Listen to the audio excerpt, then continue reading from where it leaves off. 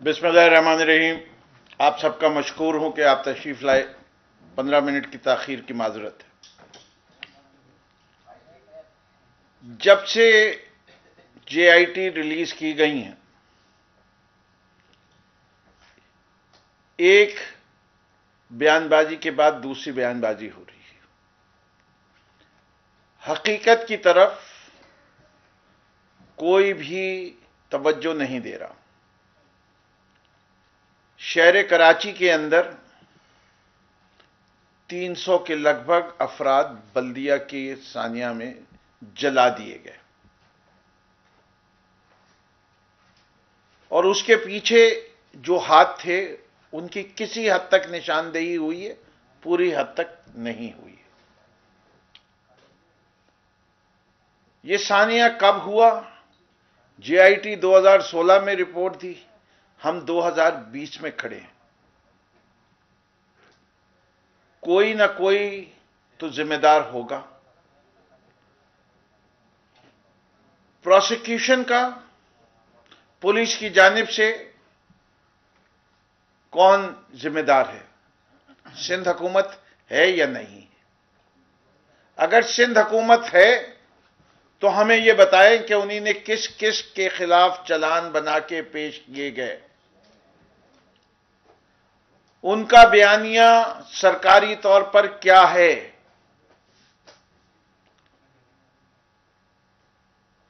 क्या हर वो शख्स जिसका जेआईटी में जिक्र था वो समझते हैं कि उसके खिलाफ एक्शन होना चाहिए या नहीं? इसके ऊपर कोई सिंध हुकूमत के लोग नहीं बोल रहे। निसार मुराई साहब डॉक्टर साहब हैं, फिशरमैन कोऑपरेटिव सोसाइटी के चेयरमैन कैसे बने, क्यों बनाए गए? फिर जेआईटी ने बताया कि उन्होंने पैसे लिए, पैसे दिए। उसके ऊपर क्या तहकीकात की? कोई एंटी करप्शन की रिपोर्ट मांगी? उजैर बलोच की रिपोर्ट पे बात करने से पहले एक एसएसपी रिजवान साहब भी हैं जिन्होंने 2 अशखास के ऊपर रिपोर्ट लिखी है, एक इम्तियाज शेख साहब और दूसरे भाई सईद गानी साहब। और इन्होंने बड़ा जोर लगा के उसको हटवाया है। सिर्फ हटवाया नहीं, आगे भी कुछ मसले करने की कोशिश की। और कमाल की बात है, जिस तरह उजैर बलोच को पीस अवार्ड दिया गया, अमन अवार्ड दिया गया, जो सरदार इम्तियाज शेख साहब के साथ कॉपरेट करता है, सरदार तगानी साहब, उसको भी अभी अवार्ड दिया गया है, जिस पर मैं पहले प्रेस कॉन्फ्रेंस कर चुका हूं। वहां भी यही चार्ज है कि पुलिस की वैन्स के जरिए इस्तेमाल होती हैं। आज हम फिर अपनी अदलिया को कह रहे हैं कि अवाम आपकी तरफ भी देख रही है इस निजाम में। इसके सिंध हुकूमत ना अपना सोशल कॉन्ट्रैक्ट पूरा कर रही है, ना वो अपनी जिम्मेदारियां पूरी कर रही है। सोशल कॉन्ट्रैक्ट क्या होता है? सोशल कॉन्ट्रैक्ट यह है कि जिस तरह हुकूमत में आए हो तो उसके बाद लोगों को उनकी बुनियादी जरूरियात पूरी करो। ये सूबा साफ पानी से महरूम है। इस सूबे में तालीम नहीं मिल रही। जो बच्चे स्कूल से बाहर हैं उनकी तादाद बढ़ रही है। जो तालीम का मेयार है वो गिर रहा है। पिछले साल से इस वक्त शरह खानगी 1% कम हुई है, बढ़ी नहीं है। बाकी सूबों में बढ़ी है। कराची जैसे शहर में पब्लिक ट्रांसपोर्ट का कोई निजाम नहीं है। बसों को पार्क करने की कोई जगह नहीं है। पब्लिक ट्रांसपोर्ट को पार्क करने की कोई जगह नहीं है। पीएफसी अवार्ड हुआ नहीं है। मैं ये फहरिस्त इतनी लंबी है कि मैं आधे घंटे तक गिना सकता हूं कि जिधर इन्होंने सोशल कॉन्ट्रैक्ट पूरा नहीं किया। इसी तरीके से इन्होंने जो अपनी जिम्मेदारियां हैं लॉ एंड ऑर्डर के सिलसिले में, वो भी नहीं पूरी की। ये बड़े शौक से तो कहते हैं कि हमने अमन बहाल किया, लेकिन मैं अपने सिंध के तमाम भाई बहनों से वो वक्त याद दिलाना चाहता हूं जब नवाज शरीफ आया करते थे, रेंजर के इख्तियारात में तोसी का मामला होता था और हर 90 दिन के बाद मसला होता था। आप ये सोचिए कि ये ऐसी हुकूमत है, पाकिस्तान के किसी सूबे में के किसी शहर में परमानेंट रेंजर की पोस्टिंग नहीं है। ये टैक्स पेयर के ऊपर बोझ है। पाकिस्तान पीपल्स पार्टी 1970 से लेके अब तक 35 साल से ज्यादा हुकूमत कर चुकी है इस सूबे में, और ये रेंजर्स का रिप्लेसमेंट नहीं ला सकते, ना ये शहर मुतहम्मिल है। इस वक्त अमन व अमान की जमानत देने वाला अगर कोई इदारा है वो पुलिस नहीं है, वो रेंजर्स है। रेंजर्स को हटा देंगे, भत्ता भी शुरू करने के लोग तैयार हो जाएंगे, कत्लो गारत और किडनैपिंग भी शुरू हो जाएगी। इससे कि पुलिस के अंदर न ट्रेनिंग हुई है, ना ऐसे अफसरान आए हैं जो डिलीवर कर सकते हैं। रेंजर्स और पुलिस में क्या फर्क है? क्या ये कोई दो मुख्तलिफ इंसानों की फैक्ट्री से लोग लेते हैं? फैक्ट्री एक है, एक जगह चुनाव सही होता है, ट्रेनिंग सही होती है, दूसरी जगह चुनाव और ट्रेनिंग सही नहीं होती है, पैसे का ज़ियान होता है। जो बात बुनियादी तौर पे करना चाहते हैं उज़ैर बलोच के लिहाज से, कि 2 रिपोर्ट्स मंजर आम पे आ चुकी हैं, एक पे 4 सिग्नेचर हैं और एक पे 6 सिग्नेचर है, लेकिन 5 है। एक दूसरी रिपोर्ट भी है, उसमें भी मुकम्मल सिग्नेचर नहीं है, उसको भी रिजेक्ट कर दो। फिर अगर सिग्नेचर की कमी बेसिस है तो क्या इस पे रिपोर्ट रिजेक्ट होगी? 4 सिग्नेचर बहुत सिग्नेचर होते हैं, बड़े ऑब्वियस है। फेडरल गवर्नमेंट के इदारों ने सिग्नेचर किया, सिंध गवर्नमेंट के तहत जो इदारे आ रहे थे उन्हें इनकार कर दिया। सिंध के अंदर जिस तरह कराची में और शहरी इलाकों में अल्ताफ हुसैन का खौफ था, इस सूबा सिंध के अंदर इस मुल्क की सबसे बड़ी बीमारी का खौफ है, और वो बीमारी कोरोना नहीं है, उस बीमारी का नाम करप्शन और करप्शन का बादशाह आसिफ जरदारी है। उसके खौफ इतना ज्यादा है कि लोग घबराते हैं, खासतौर पे वो लोग जो अंदरूनी सिंध रहते हैं। वो अफसरान को पता है कि क्या होगा।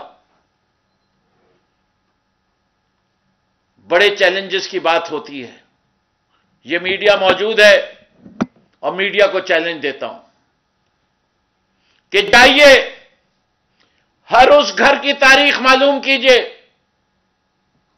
जो बिलावल हाउस के इर्द गिर्द है, और मालूम कीजिए कि उसका मालिक, उसने घर किसको बेचा। लार्मिस का रिकॉर्ड लाइए और दिखाइए कि किस शख्स ने खरीदा और कितने में खरीदा। जिस तरह 2006 के बाद हर शुगर मिल जो सिंध में बिकी, जिसकी तादाद 14 है, हर शुगर मिल आखिर में जाके किधर मिलती है? या ओमनी ग्रुप या जरदारी ग्रुप। क्यों? क्या और किसी को कारोबार करने का सिंध में शौक नहीं है? क्या यही तो सबसे बड़े शुगर मिल वाले हैं? इसी तरह बिलावल हाउस के गिर्द लोगों को मजबूर किया गया कि वो मकान बेच दें।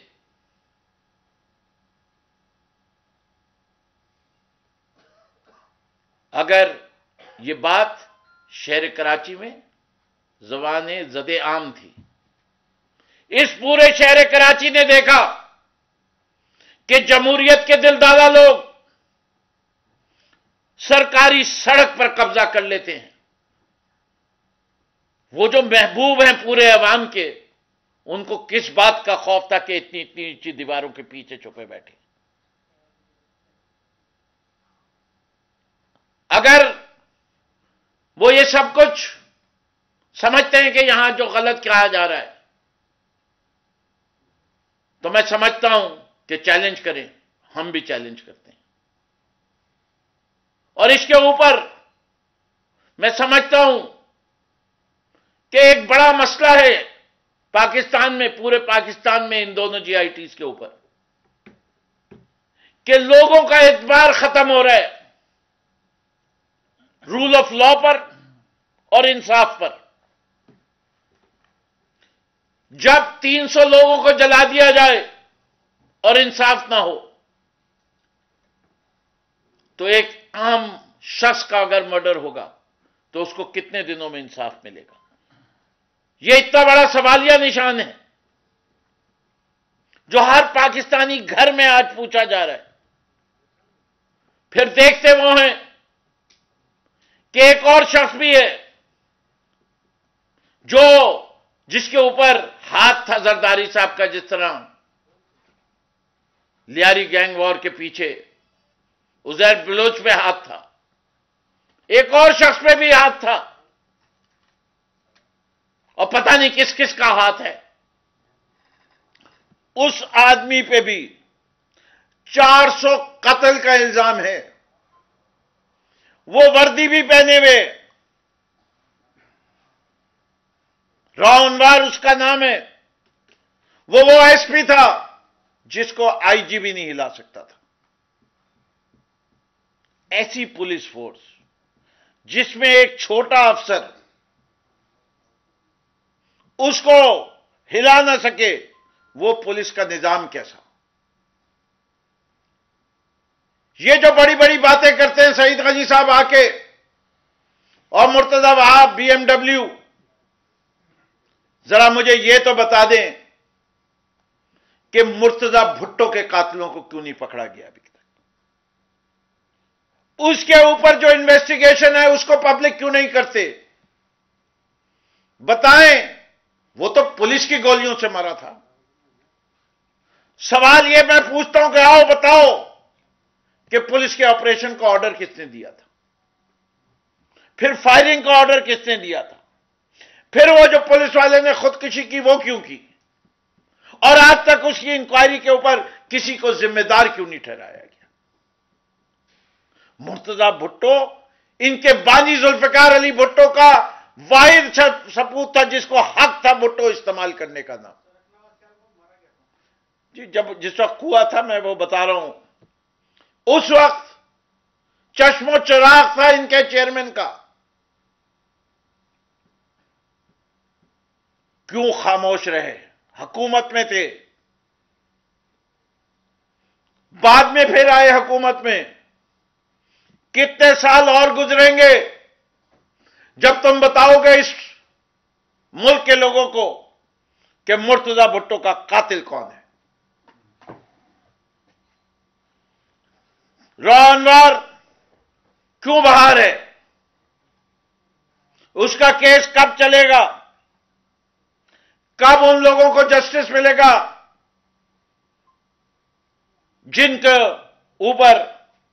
जिनका इल्जाम इस शख्स के ऊपर है? मैं माजी में भी कह चुका हूं और आज भी दोहरा रहा हूं कि जब कोई जेआईटी बनती है तो उसमें जो अफसरान होते हैं वो जिम्मेदार लोग होते हैं। वो अपने डिपार्टमेंट के वो लोग होते हैं जिनके ऊपर डिपार्टमेंट फख्र करता है, इसीलिए उनको ऊपर वो जिम्मेदारी दी जाती है। उनके बयानात को, उनकी इन्वेस्टिगेशन को इतना अर्जा ना समझा जाए कि उसको सईद गनी साहब रद्दी के कागज के मुताबिक समझते हैं। तो फिर जेआईटी बनाते क्यों हैं? तो ये जेआईटी खत्म कर देनी चाहिए। पाकिस्तान तहरीक इंसाफ ने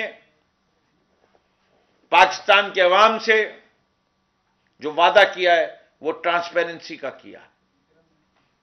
हम इस ट्रांसपेरेंसी का सबूत दे चुके हैं और आइंदा भी देते रहेंगे कि जब कोई कमेटी आएगी, बनाई जाएगी, उसके तमाम तर हकायक अवाम के सामने पेश कर देंगे और उसके ऊपर मुस्बत एक्शन भी लेंगे और उसके नताइज में हम समझते हैं हम इदारे बनाने में कामयाब हो जाएंगे। इस वक्त इस मुल्क में इदारों का फुकदान है, जिसकी वजह से ये फायदे उठाए जा रहे हैं। मैं समझता हूं, मैं सईद गनी साहब के बयान को मुस्तरद करता हूं कि चाहे वो रिपोर्ट डाकिया दे के गया हो, मोटरसाइकिल सवार दे के गया हो या कोर्ट से निकाली गई हो, बात यह जो उसके अंदर लिखा हुआ है और उस पर 4 सिग्नेचर मौजूद है, वो फेक नहीं हो सकती। जब वो फेक नहीं है तो यह भी एक इन्वेस्टिगेशन होनी चाहिए कि बाकी 2 हजरात उस पर क्यों नहीं साइन करने को तैयार थे जब 4 ने साइन कर दिया। मैं समझता हूं यह सवाल कि हम जुल्फिकार मिर्जा को डिफेंड करें। हम क्यों जुल्फिकार मिर्जा को डिफेंड करें? जुल्फिकार मिर्जा को तो आप डिफेंड करें। सबसे ज्यादा वक्त उसने आपके साथ गुजारा है। जो जो चार्जेस लगा रहे हैं, जिस वक्त के लगा रहे हैं, वो सब आपके दौर में हुए हैं। हम तो उसे मर्द हुर समझते हैं कि उसने अल्म बगावत बुलंद किया, आपका कत्था छट्टा खोला और आपसे अलहदा हो गया। अगर उसके ऊपर कोई क्रिमिनल केसेस है तो आप इतने अरसे से खामोश क्यों? इसका जवाब दे दो। डरते हो कि उसको बहुत कुछ मालूम है इसलिए खामोश हो, यही वजह समझ में आती है। और वो जो बात कहते हैं वो कितनी गिरी हुई बात करते हैं। वो जफर मिर्जा का बेटा है, जस्टिस जफर मिर्जा। अगर उसने जरदारी को इज्जत दे दी ये कह के कि मेरे तन पे जो कपड़े हैं, वो उर्दू का मुहावरा है, इसका वो लफ्ज ही ले लिया। हम तो वो भी जानते हैं कि हाकिम अली जरदारी क्या था। हम लोगों के मां बाप जो गुजर चुके हैं उनकी बातें नहीं करते, वरना कहने को बहुत कुछ है। जिंदों के लिए जब इतना कुछ हो तो मुर्दों पे क्यों जाया जाए। और जो बात करते हैं कि अली जैदी के, भाई तुम्हारे पास तुम कहो तो जायज, तुम तो एक लिखी हुई किताब का जिक्र कर लेते हो कि उसने लिख दिया तो सही होगा। जो तुम लोगों के बारे में लिखी हुई किताबों में आया है, कॉन्डिलेसा राइस की किताब में वो जो आर्टिकल जिसके ऊपर आप वो एक खातून से नाराज हुए उसने जो कुछ लिख दिया, क्या मैं बयान करूं वो सब चीजें जो और लिखते हैं? फिर आप तिल मिला जाओगे। उसके जवाब नहीं है। जाओ सू करते ही या सू करो, अब भी सू कर दो। जिसने अखबारों में इंग्लैंड में लिखी हैं वो जिसने नहीं पढ़ा जाके पढ़ ले। बीबी बॉयज क्या एक्शन लिया था? वो सब कहानियों पे भी एक्शन लें जो इनके इस वक्त के चेयरमैन के ऊपर आई हैं कि क्या क्या करते थे या क्या करते हैं। तो ऐसी बातें ना कहें, मुंह में ज़बान हम भी रखते हैं तो ये इल्जामात मुस्तरद भी करते हैं और हम समझते हैं कि जो मौजू है उस पर रहिए, लोगों को इंसाफ दिलवाइए। जो जमीन पे हकाइक हैं उनको ऊपर से पर्दा चाक कीजिए और जो मुल्जिम है उसको कैफरे किरदार तक पहुंचा के ऐसी सजा दिलवाइए कि आइंदा ऐसा जुर्म कोई करने का सोचे भी नहीं। आप कुछ कहना चाहेंगे खुर्रम? हाँ जी, सवाल लेते हैं आप लोग।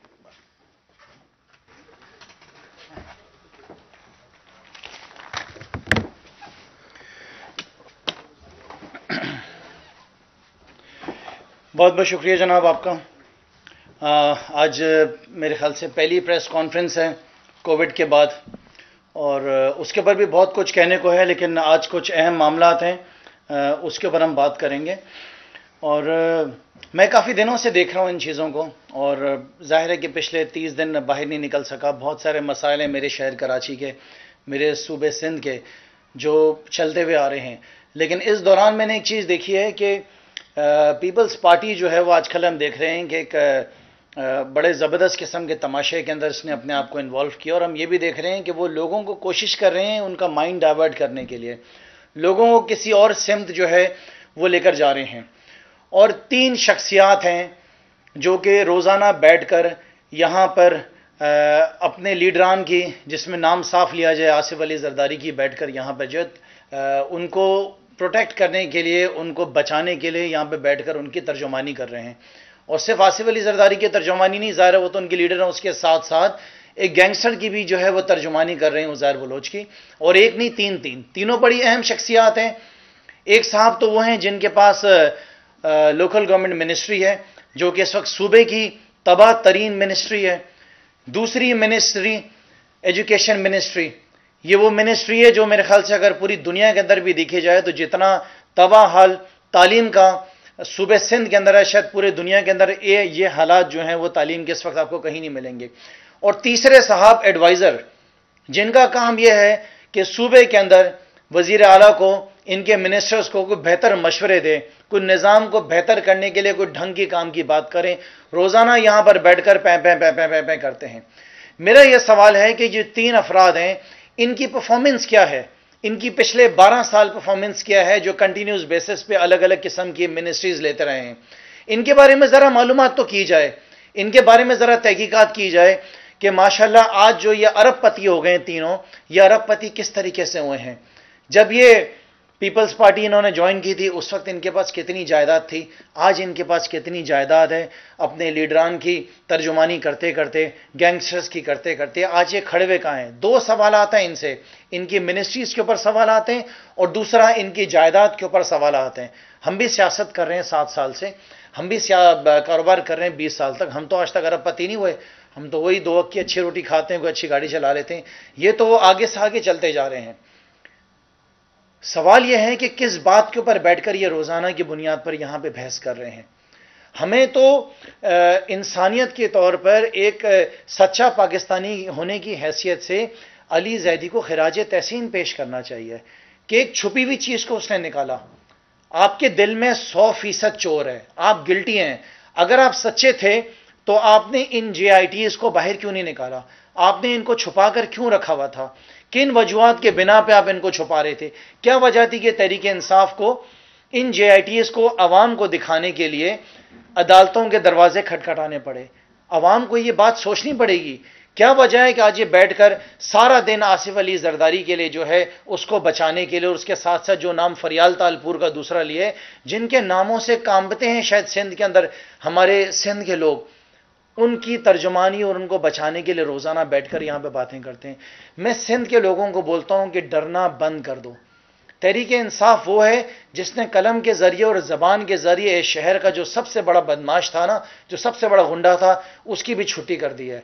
हम सिंध के लोगों से ये वादा करते हैं, ये हमारा वादा है तहरीक इंसाफ का, कि ये जो दूसरी टीम यहाँ पर बैठी है, जो सिंध को लूट रही है, जो सिंध को तबाह कर रही है, इनसे छुटकारा भी हम आपको दिलाएंगे। अगर हमने नहीं दिलाया छुटकारा तो हम जिम्मेदार होंगे आपके।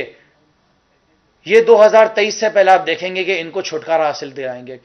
हैरत इस बात की है कि ये सियासी जमात जो है, सहाफ़ी दोस्तों, ये सियासी जमात जो है उस शख्स की बैठ के तर्जुमानी कर रही है, उस शख्स के बारे में बात कर रही है जो रोज़ाना की बुनियाद के ऊपर कराची के अंदर बैठ के कत्लो गारत करता था, जो रोज़ाना की बुनियाद पर यहाँ पे गुंडागर्दी करता था, जो रोज़ाना की बुनियाद के ऊपर भत्ते लेता था, जो पैसा यहाँ से मुल्क के बाहर भेजकर वहाँ से जायदाद खरीदता था, जो बयान हल्फी जो है उज़ैर बलोच की, जिसमें बताता है कि वो रोज़ाना की हर महीना जो है वो करोड़ों रुपए जो है वो आसिफ अली जरदारी और फरियाल तालपुर को देता था। ये उनकी बैठकर यहाँ पर तर्जुमानी कर रहे हैं। मैं कहता हूँ चलें मान लेते हैं कुछ देर के लिए, इस बात को भी मान लेते हैं, चलें आपकी खातिर कि जो अली जैदी के पास JIT है वो अलग है और आपके पास है वो जो सच्ची है, जो सच्ची JIT है, जो आप कहते हैं सच्ची है, अगर उसके बारे में भी बात कर लें तो इसका मतलब यह है कि पाकिस्तान पीपल्स पार्टी के साए तले सिंध हुकूमत जो है, उनके साए तले यहाँ पर शहर कराची के अंदर कत्लो गारत हो रही थी और तमाशा देख रहे थे आप बैठकर। क्या कुछ नहीं हुआ? क्या आप रियासत नहीं थे जब यहां पर बल्दिया के अंदर 200 लोगों को जिंदा जला दिया गया? क्या आपकी जिम्मेदारी नहीं थी कि आपने लोगों को पकड़ना था? आप तो उस वक्त उनके इत्तेहादी थे। 2008 से लेकर 2013 तक आप उनके इत्तेहादी थे। आप जिम्मेदार हैं। इस शहर के अंदर 12 साल के अंदर जितने लोग कत्ल हुए हैं इस शहर के अंदर, आपके 12 साल के अंदर जितनी यहां पे लूटमार हुई है उसके जिम्मेदार आसिफ अली जरदारी, इनकी पूरी टीम, इनके सारे मिनिस्टर्स ये जिम्मेदार हैं। सुबह सिंध का बच्चा बच्चा, हर बुजुर्ग, हर औरत ये पूछती है कि पीपल्स पार्टी ने सिंध को दिया क्या? मैं सिंध के लोगों से हाथ जोड़ के कहता हूं कि अगर इनका आपने असल चेहरा देखना है तो ये हल्फे बयानी है, ये आप उज़ैर बलोच की देखें। एक एक घरों तक मैं सहाफियों से कहता हूं, मैं अपनी प्रिंट मीडिया से गुजारिश करता हूं, सोशल मीडिया से करता हूं, इलेक्ट्रॉनिक मीडिया से, लोगों को बताएं कि शहर के अंदर क्या हुआ है, इस सूबे के अंदर क्या हो रहा है। हम भूल गए वो बच्ची उम्मे रुबाब जो कि आज दर बदर जो है नंगे पैर जो है अदालतों के धक्के खा रही है, क्योंकि उसके वालिद को, उसके चाचा को और शायद उसके एक और रिलेटिव को जो है वो इसी सूबे सिंध के अंदर जो है उसको कत्ल कर दिया गया। ऐसी कितनी उम्मे रुबाब होंगी, कितने ऐसे लोग होंगे? उसका जिम्मेदार कौन है? उसकी जिम्मेदार सिर्फ और सिर्फ पाकिस्तान पीपल्स पार्टी है। उसकी जिम्मेदार सिर्फ और सिर्फ सिंध हुकूमत है। हम पूछें ना इनसे, हम पूछें कि सईद गनी साहब बताएं कि इन्होंने अब तक जितनी वजारतें रखी, चाहे वो तालीम की वजारत, चाहे वो लोकल गवर्नमेंट की मिनिस्ट्री, चाहे वो इसके अलावा और जितनी इनको मिनिस्ट्रीज मिली, इंफॉर्मेशन मिनिस्ट्री मिली, इन मिनिस्ट्रीज के अंदर इन्होंने क्या किया? इनका इसके अंदर क्या एक्सपीरियंस था? इनको मिनिस्ट्री दी गई, कितनी इसके अंदर जो है बेजाब्तियां हुई हैं, खरबों रुपए की बेजाब्तियां हुई हैं सिंध के लोग, मैं आपको बता रहा हूं, खरबों रुपए की बेजाब्तियां। कोई पूछे नासिर शाह साहब से, पूछे नासिर शाह साहब से, बताएं आपका बैकग्राउंड शुरू से क्या, आप कहां से चलते हुए आ रहे हैं, आज आप लोग कहां पर हैं? सिंध का लोग जो है, सिंध का रहने वाला जो है, वो दिन ब दिन जो है वो गरीब से गरीबतर होता जा रहा है। वो जमीन के अंदर धंसता जा रहा है। ना उनको पीने का पानी मिल रहा है, ना उनको स्कूलों के अंदर तालीम मिल रही है, ना उनको अस्पतालों के अंदर इलाज मिल रहा है। एक एनआईसीवीडी है जिसके ऊपर चीफ मिनिस्टर साहब बार बार उछलते रहते हैं, एनआईसीवीडी का भी क्या हाल है? उसको भी हम 10 दफा आपको जो है ना अपनी बजट की स्पीच के अंदर जो है वो कंटिन्यूस बेसिस के ऊपर हमने आपको उसके ऊपर एक्सपोज किया है। लिहाजा मैं गुजारिश कर रहा हूं, मैं मुखातिब हूं आज पूरे सिंध की आवाम से, सिंध के लोगों से मुखातिब हूं। मैं इस वक्त मुखातिब हूं चीफ जस्टिस ऑफ पाकिस्तान से, मैं अपनी अफवाज पाकिस्तान से मुखातिब हूं, मैं इसके साथ साथ मैं अपने वजीर आजम साहब से भी मुखातिब हूं कि जो कुछ सूबे सिंध के अंदर हो रहा है ये शायद इथोपिया के अंदर भी नहीं हो रहा होगा। जो सूबे सिंध के अंदर आज हो रहा है ये शायद यमन के अंदर भी ऐसा नहीं हो रहा होगा। जो सूबे सिंध में हो रहा है, जैसे कि वो मैं समझता हूं कि शायद सर्बिया के अंदर भी ऐसा नहीं हो रहा होगा। रोजाना की बुनियाद के ऊपर सिंध के लोगों को लूटा जा रहा है, रोजाना की बुनियाद के ऊपर सूबे सिंध के लोगों को जो उनकी बेसिक नेसेसिटीज हैं उनको नहीं दी जा रही। हम पूछे ना नासिर शाह से कि नासिर शाह साहब अभी जो बारिशें हुई हैं उसके अंदर शहर का क्या हाल हुआ है? कौन से नाले आपने साफ किए? सुना है कुछ 1 अरब रुपए जो है ना वो मिले हैं शायद वर्ल्ड बैंक से, सही कह रहा हूं फिरदौस साहब? 1 अरब रुपए मिले हैं नालों को साफ करने के लिए। हर साल मॉनसून की बारिशें आती हैं, करोड़ों रुपए जो हैं हमीद साहब जो हैं वो रिलीज किए जाते हैं, अरबाब साहब, हर साल। और हर साल ये जाते हैं, 2-4 डंपर जाते हैं, कचरा निकालते हैं, वो पैसा कहां जाता है? जब तक पाकिस्तान पीपल्स पार्टी सूबे सिंध के अंदर इक्तिदार के अंदर रहेगी, पाकिस्तान के लिए बेहतरी आ ही नहीं सकती है। ये वो सूबा सिंध है जो पूरे पाकिस्तान को चलाता है, लेकिन सूबे सिंध के लोगों को समझना पड़ेगा कि ये सिंध का कार्ड जो खेलते हैं ये सिर्फ और सिर्फ ब्लैकमेलिंग करते हैं, ये आपको डराते हैं। आप इनसे पूछें इन्होंने सूबे सिंध के लिए क्या किया है। पांचवां दौर है इनका सूबे सिंध के अंदर, 12वां साल है इनका सूबे सिंध के अंदर। अगर इतने दौर किसी और सियासी जमात को मिल जाते हैं ना, किसी सियासी जमात को, तो मैं समझता हूं कि सूबे सिंध की वो शक्ल को तब्दील कर देता। अवाम को मैं ये मैसेज देना चाहता हूं कि इनके जितने स्पोक्स पर्सन टीवी के ऊपर रात को बैठते हैं और बैठकर तर्जुमानी करते हैं आसिफ अली जरदारी की और फरियाल तालपुर की, क्योंकि बयान हल्फी के अंदर उन दोनों का नाम है, इन लोगों के ऊपर यकीन ना करें, इन लोगों के ऊपर भरोसा ना करें। ये पाकिस्तान के मुखलिस नहीं है, ये पाकिस्तान के साथ दुश्मनी कर रहे हैं। क्योंकि अगर मेरा लीडर, मेरा कोई भी पार्टी का सीनियर अगर कोई गलत काम करेगा और मैं बैठकर उसकी तर्जुमानी करूंगा तो मैं मुल्क के साथ गद्दारी करूंगा। मैं अपने मुल्क के साथ गद्दारी नहीं करता, मैं सिर्फ सच के साथ जाऊंगा। मेरे लीडरशिप ने जो मुझे सिखाया है मैं जस्टिस के साथ खड़ा हूंगा, लेकिन जहां पर नाइंसाफी होगी तहरीक इंसाफ वहां पर खड़ी होगी और पीपल्स पार्टी के जितने भी ये नुमाइंदे हैं इनको हम एक्सपोज करते रहेंगे। सिंध के लोगों को मैं एक आखिरी पैगाम दे रहा हूं कि खुदा के लिए इनसे डरना बंद कर दें। जिस दिन आप अल्लाह से डरना शुरू करेंगे उस दिन आपके अंदर से इनका खौफ खत्म हो जाएगा। ये कुछ भी नहीं कर सकते, ये सिर्फ लोगों को डराएंगे, ये लोगों को एसएचओस के जरिए डराएंगे, ये झूठी एफआईआर के थ्रू डराएंगे। इनका थोड़ा सा वर्क रह गया और इंशाल्लाह ताला इनका जल्द खात्मा होगा। अच्छा, आपने जिक्र किया दूसरी मर्तबा जो है मरते हुए का जिक्र किया जा रहा है। पहले मौके एहतजाज के इस्लामी तारीख में मरते हुए इंतहाई बेहतरीन किरदार है और एक जो गैंगस्टर का जो नाम है और जिसको सीना ठोककर कहे वो मरते हुए नहीं हुआ करता। दूसरा मेरा आपसे इस वक्त सवाल यह है कि इस वक्त तहरीक इंसाफ की हुकूमत है जो बड़ा रूल ऑफ लॉ पे बिलीव करती है, वजीर आजम है, विफाकी हुकूमत है, तो ये तमाम जीआईटी वजीर आजम विफाकी हुकूमत के इदारे वो इस कदर बेबस क्यों है कि इन लोगों के खिलाफ लोगों का आप जिक्र कर रहे हैं उनको अहम क्यों नहीं कर देते? और के इलेक्ट्रिक बिल जिसके खिलाफ आप एहतजाज कर रहे हैं वो वजीर आजम के मातहत है, जो विफाकी हुकूमत अपनी वजीर आजम के खिलाफ एहतजाज कर रही है, तो किस का मदावर समझा जाए? अच्छा जी, एक एक करके पूछते तो बेहतर था, लेकिन तीनों का जवाब दे देता हूं। पहला सवाल, हुर का मतलब है एक जवान मर्द। इस्लामी तारीख में जो किरदार है उससे मैं बखूबी वाकिफ हूं। जब वो एक जगह फैसला कर लेता है गलत है और हक के साथ आ जाता है तो उसका किरदार वो है, नुमाइंदगी वो कर रहा है। दूसरा सवाल आपने जो किया, नैब का चेयरमैन जो है वो लगाया किसने? पीएमएलएन और पीपीपी ने मशावरत के साथ। नैब का कानून किसने बनाया? मुशर्रफ ने। दो हुकूमतों ने इस कानून में कोई तब्दीली नहीं लाई और आज जब कोई उनके खिलाफ एक्शन होता है तो कहते क्या है? नैब न्याजी गठजोड़।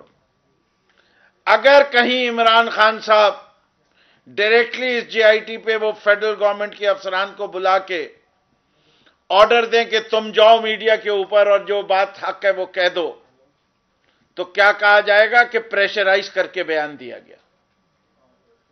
जो काम इन्हीं ने किया है 2 सिंध के अफसरान के साथ, वरना यह मुमकिन नहीं था कि 4 लोग साइन करें और बाकी 2 साइन नहीं करें। और उसके बाद जो है 164 का बयान दिया है वो उस हिस्से से मिलता हुआ है जो हिस्सा दूसरी जीआईटी जो शहीद गनी साहब की या जो सिंध गवर्नमेंट की जीआईटी है उससे मिलता हुआ है। दोनों सवाल। आखिरी सवाल देखिए, के इलेक्ट्रिक एक प्राइवेट इदारा है। जब वो प्राइवेटाइज हुआ तो उसके लिए बुनियादी तौर पर एक मोनोपोली बनाई गई और वो मोनोपोली बना के उसने ये जिम्मेदारी ली कि कराची शहर की बिजली की जरूरियात पूरी करेगा और बिजली की जरूरियात पूरी करने में जीरो लोड शेडिंग है, सेफ इलेक्ट्रिसिटी है एंड मोस्ट इकोनॉमिकल इलेक्ट्रिसिटी है। 3 चीजें उनके मिशन में भी ये लिखा हुआ है। मैं आज बड़े अफसोस के साथ कहता हूं कि आज के रोज, आज नेपरा की हियरिंग हुई और जो बात मैंने रोज अव्वल कही थी वो आज साबित भी हुई। कराची को इस वक्त 3600-700 मेगावाट से ज्यादा की जरूरत है और किसी सूरत हाल मांगे तांगे से भी, नेशनल ग्रिड से भी लेके के इलेक्ट्रिक पूरे पावर प्लांट अपने चला ले, 3100 मेगावाट से ज्यादा बिजली कराची में नहीं आ सकती। 500 से लेके 700 मेगावाट बिजली का फुकदान है और वो लोड शेडिंग होगी। इस बात का इतराफ के इलेक्ट्रिक नहीं कर रही थी और यही इतराफ कराना था कि जब मसला आया होगा तो मसले का हल आएगा। जब तक मसला ही आया नहीं होगा तो मसले का हल नहीं आ सकता। और वफाक के वजीर को भी हम ये कहते हैं कि आपको अवेयर होना चाहिए था। और मेरे भाई, मैं एक आम मुशाहिदे का इंसान हूं। मैंने ये देखा है कि मां जो है जितना अपने बच्चे को चाहती है कोई और नहीं चाहता, लेकिन जब तक बच्चा रोता नहीं है मां भी दूध नहीं पिलाती। आपको मिल गया जवाब कि मैं क्यों एहतजाज कर रहा हूं। और कोई सवाल जी? बहुत बहुत शुक्रिया।